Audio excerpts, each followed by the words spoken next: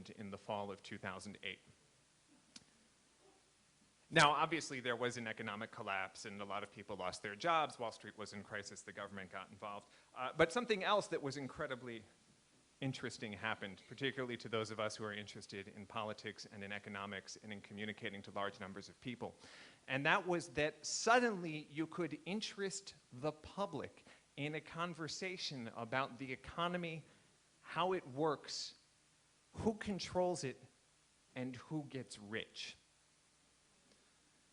Now, we are still in this very narrow window of opportunity where we can have the kinds of conversations that have been driven out of the mainstream American media over the course of the past 80 years or so, that have been virtually purged from the economics departments of most American universities. And the speaker we have tonight is someone who not only has a tremendous amount of academic accolades to his name, but someone who is himself an incredible communicator. And in his retirement, or his emeritus status, as they call it in academia, has dedicated himself to trying to make the world of political economic analysis accessible to people in a way they can use to produce positive social change. For 25 years, Rick Wolff taught at the economics department at the University of Massachusetts Amherst, which has been an oasis in the US academy, where it has been possible to have heterodox economic views, where it has been possible to tack a label like Marxian after your name and be respected by your peers and produce academic work that is tremendously important in this country. He was one of the people who helped launch the journalism Rethinking Marxism in 1989, which has been tremendously useful to younger members of the left, such as myself, trying to ground our understanding of how the world looks in a sound theoretical basis. And he's been one of the most profound voices we've found to put on the air to explain what's happening to the US economy today, not in terms of what fine adjustments we need to make to the US regulatory system to take off the edge, but in terms of how that system works, who it benefits, and why we always seem to wind up in the same place. So I want you to join me in giving a big round of applause to Rick Wolff, Professor Richard Wolff.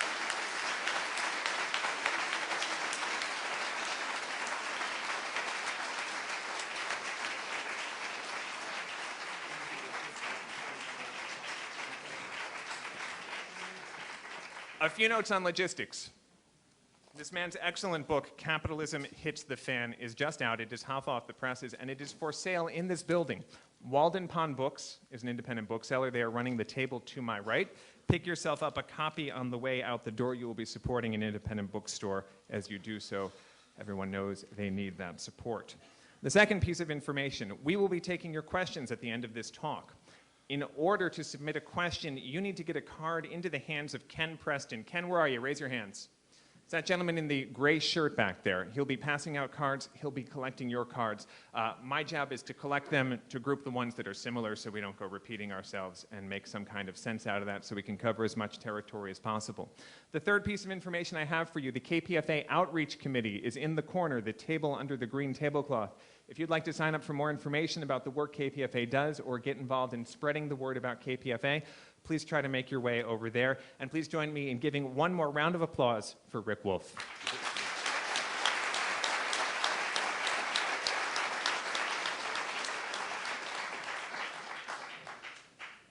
Well, thank you, first of all, KPFA, for arranging this and inviting me, and all of you for coming on a Sunday night to hear what will certainly in part be somewhat depressing news. I'm going to try to make it as palatable as possible. I can't promise you a happy ending. That's really more dependent on you than on me. But I can show you, I hope, some directions that things can take. First, let me add only to Brian's introduction something that may be of interest to you. I am a Marxist economist. I lack horns, but I am a Marxist economist. And that commitment on my part, which started many years ago in the 1960s, has, if anything, become stronger. You know, it used to be said with some criticism that Marxists have predicted 10 of the last 4 economic downturns. And that has its grain of truth, that comment. But we did suggest along the way that capitalism has a built-in tendency to collapse. And while I don't take any pleasure in it, we are in the middle, or to be more honest, in the early stages of a really big one. And the part of my talk will be designed to drive that point home. But the reason I mention the Marxism is partly to let you know that if what I'm about to do, which is try to explain how we got into this mess and why the efforts to get us out are not working, if any of that strikes you as reasonable or interesting or persuasive, I wanted you to know the theoretical framework out of which it comes. So credit is given where it's due. While that isn't popular here in the United States, that is the case with me. I do have the usual pedigrees for an American academic, and while I'm not much taken with them, I do mention them because some of you might want to imagine that one can not go through the American educational system without falling by the wayside in terms of a critical perspective. I went to school at Harvard, Yale, and Stanford. Those are the only places I ever went to school. All my degrees come from these places. So I'm a poster boy for American education, and I am a Marxist. It is the sad reality that I had to develop that understanding outside of my formal schooling, because in those 3 institutions, I was never required to read one word of that critical tradition, which says very little about the critical tradition and a great deal about American higher education. Economics training in this country is a program in celebrating capitalism. It has been that way for about 40 years. It's a tragedy of the discipline. It makes it completely lopsided.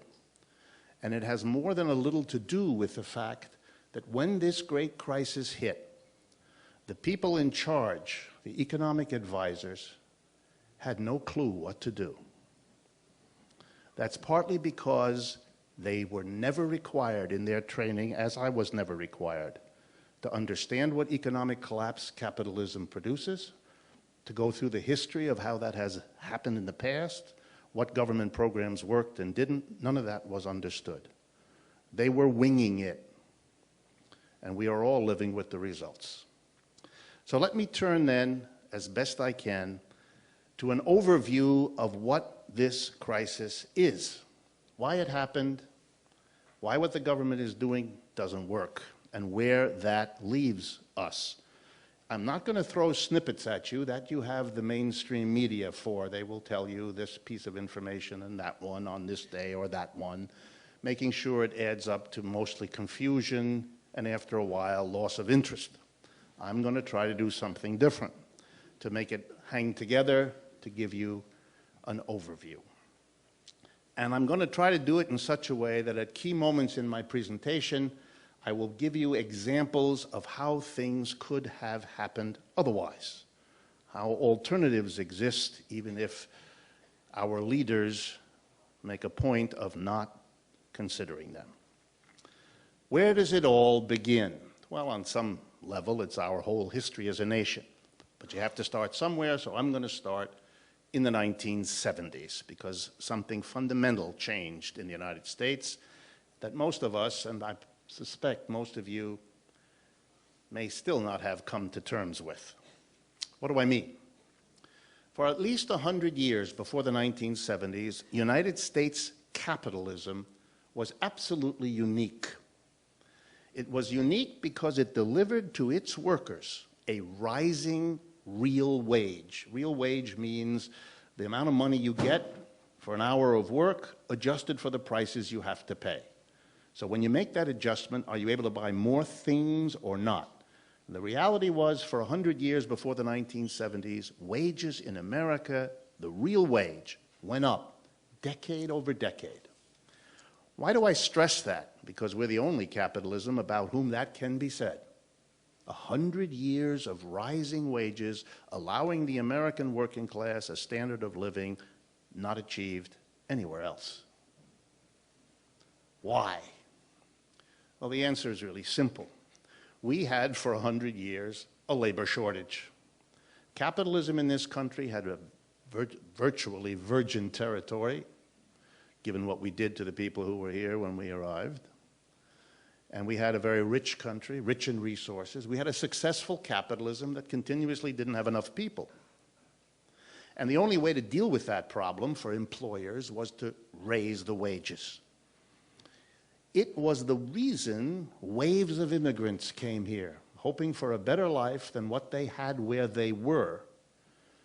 And hearing what was happening in the United States, not quite believing it, they made that risky and dangerous and costly decision to uproot themselves and come here. But they did get a rising standard of living based on rising wages.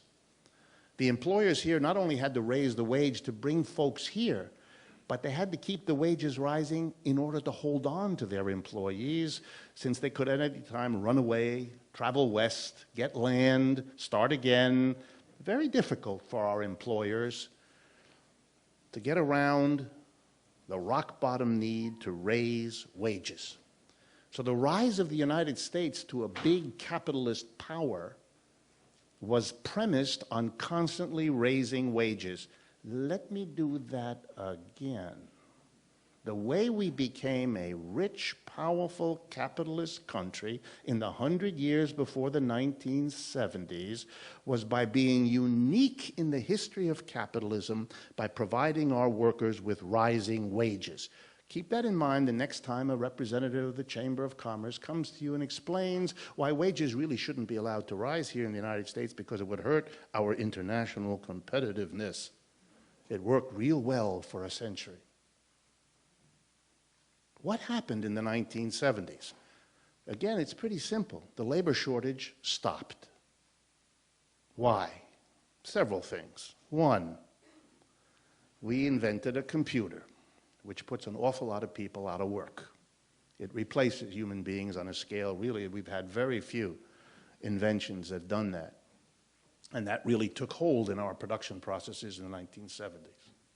Number two, American corporations discovered that between the development in the rest of the world and the computer, it was now profitable to move production out of the United States on a massive scale that had never happened before. In the 70s and 80s, it was mostly manufacturing that got moved out of the country. Now it's mostly service jobs, jobs for which people have skills and have education, and we're just at the beginning of that process. India, China, and other places are where it's going. So what did we have in the 70s? We had fewer jobs needed because the computer did so much, fewer jobs needed because our corporations are moving out en masse. But we also had a very powerful social movement, the women's liberation movement in the 70s and 80s, in which millions of women decided they would no longer accept the gender division of the workplace, and they wanted in, and they moved in large numbers. So we had this extraordinary circumstance. Fewer jobs, more people looking. If you're a capitalist, even if you haven't gone to a business school, you know that if you don't have to raise wages because the labor shortage has become a labor excess, then you're stupid if you do it. American employers everywhere, starting in the 1970s, stopped raising wages. And by the way, they did that on Main Street every bit as much as they did it on Wall Street. I know it is popular to imagine that Main Street has virtue and Wall Street doesn't. But in terms of what happened in this country, they're equally wonderful or equally horrible.